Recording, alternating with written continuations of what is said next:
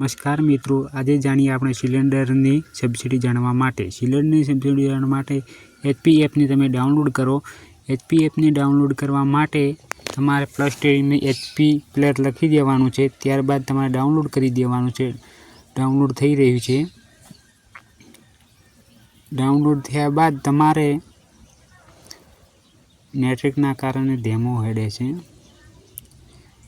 આ રીતે તમે ડાઉનલોડ કરશો ને એટલે સીધું તમારે આવી જાય। HP પ્લેયર ડાઉનલોડ કર્યા બાદ તમારે સ્પિન ઉપર તમારે દબાઈ દેવાનું છે।